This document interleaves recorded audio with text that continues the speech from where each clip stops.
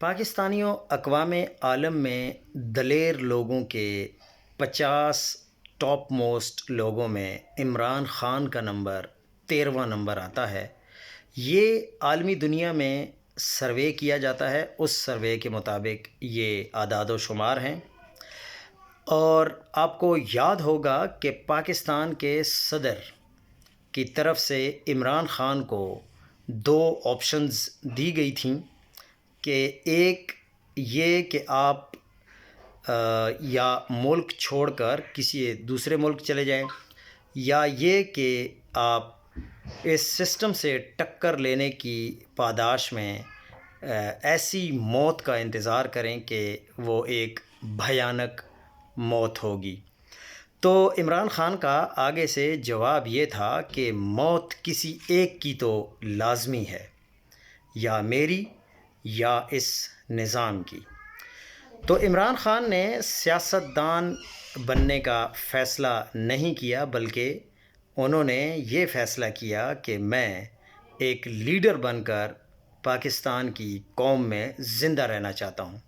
اگر وہ سیاستدان ہوتے تو وہ اپنی حکومتیں کبھی بھی قربان نہ کرتے۔ انہوں نے اپنی پنجاب کی حکومت ختم کی،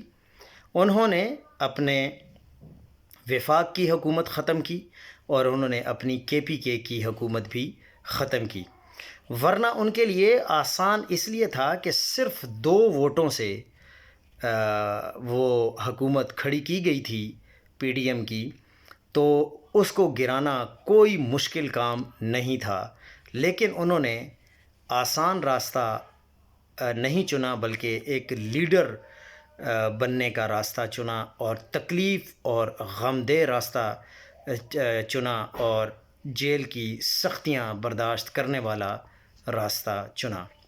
انسانی نفسیات کے جو ماہرین ہیں وہ کہتے ہیں کہ عمران خان انتہائی سخت اعصاب کے مالک ہیں، لیکن وہ یہ بھی کہتے ہیں کہ جو بحری جہاز کے کپتان ہوتے ہیں وہ دنیا میں سب سے زیادہ مضبوط اعصاب کے لوگ ہوتے ہیں، لیکن یہ کرکٹ کا ایک کپتان اتنے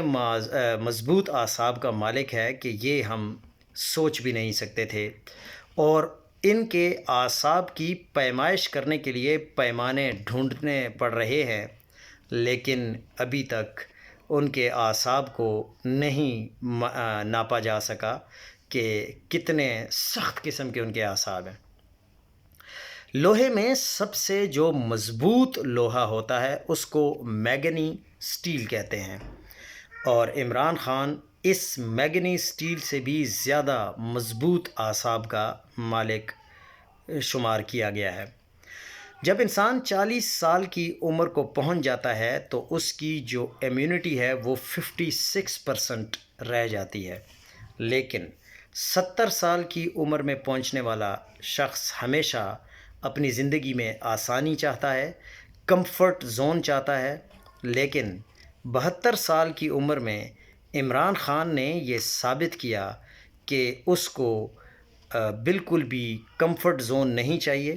اور اس کا حوصلہ ماؤنٹ ایوریسٹ سے بھی زیادہ اونچا دکھائی دے رہا ہے، اور وہ کسی بھی قسم کی نہ تو ڈیل کر رہا ہے اور نہ ہی ہار ماننے کو تیار ہے۔ وہ اس چیز پر بھی تیار ہے کہ وہ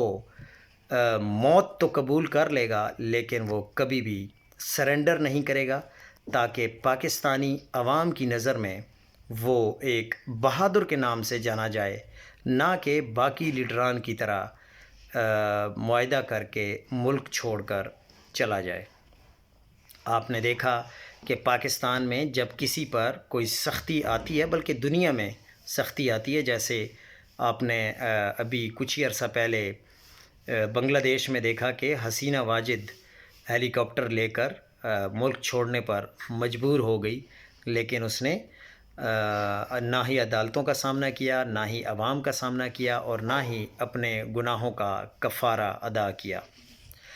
اور عمران خان نے چونکہ سسٹم سے ٹکر لے لی ہے اور وہ ہر مشکل کے لیے تیار ہیں،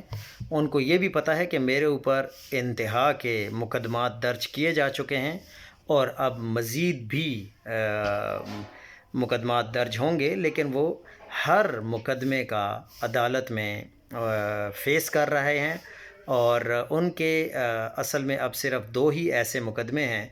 جن کو صرف سنا نہیں جا رہا، ورنہ وہ مقدمے بھی ختم ہونے کے قریب ہیں۔ باقی سائفر، عدت اور ٹیریان وائٹ، اس طرح کے جتنے بھی مقدمے ہیں وہ تقریباً سارے کے سارے واش ہو چکے ہیں،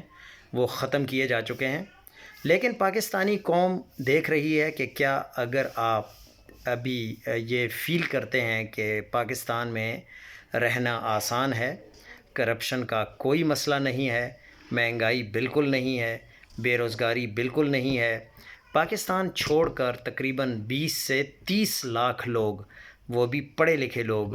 چھوڑ کے جا چکے ہیں، اور جتنی بھی ملٹی نیشنل کمپنیاں ہیں وہ بھی پاکستان سے اپنے کاروبار بند کر کے جا چکی ہیں، اور کچھ بند کر رہی ہیں اور جانے کے چکروں میں ہیں۔ آپ دیکھیں کہ ہر سال، چاہے وہ عمران خان کی حکومت تھی، چاہے اس سے پہلے حکومتیں تھیں، چاہے آج ہیں، تو آٹے کی لائنوں میں کھڑے ہو کر آپ لوگوں کو آٹا لینا پڑتا ہے۔ چینی کی مثال آج کل کے دنوں میں ہی لے لے کہ چینی اول تو مل نہیں رہی، اور اگر مل رہی ہے تو وہ بلیک میں مل رہی ہے، اور کتنی مہنگی ہو چکی ہے۔ اب آٹے کی بندش کی وجہ سے KPK میں آٹا بہت زیادہ مہنگا ہو چکا ہے، لیکن اسی طرح پنجاب میں بھی مہنگا ہو چکا ہے۔ عمران خان 3 سال حکومت کر چکا ہے، لیکن اس 3 سال میں سسٹم پہلے دن سے ہی اس کے خلاف تھا، کیونکہ عمران خان کی، آپ لوگوں کو قومی اسمبلی کی اگر پہلی تقریر یاد ہو تو ان کو پہلی تقریر بھی نہیں کرنے دی گئی۔ اب اس کی تو ہم یہ بات کرتے ہیں کہ وہ بہت ہی اسٹرانگ نروز کا مالک ہے، لیکن اگر خدا نخواستہ عمران خان اس سسٹم سے مایوس ہو گیا اور اس نے کوئی ڈیل کر لی تو پاکستانی عوام کا کیا بنے گا؟ کیونکہ عمران خان نے تو کہا تھا کہ میں تو برداشت کر لوں گا، لیکن آپ لوگ برداشت نہیں کر پائیں گے۔ یہ اب عوام کے اوپر ہے کہ وہ اسی حالت میں خوش رہنا چاہتے ہیں یا اپنی حالت بدلنا چاہتے ہیں، ورنہ اللہ پاک تو فرماتا ہے کہ میں ان قوموں کی حالت بدل دیتا ہوں جو اپنی حالت بدلنے کا سوال کرتے ہیں یا اپنی حالت بدلنا چاہتے ہیں۔ لیکن پاکستانی عوام کی برداشت آپ دیکھیں کہ اب سے کچھ ہی دن پہلے اسلام آباد کا واقعہ ہے کہ لوگوں کا عدالتی نظام پر سے جو اعتماد ہے وہ ختم ہو چکا ہے، اور لوگ اب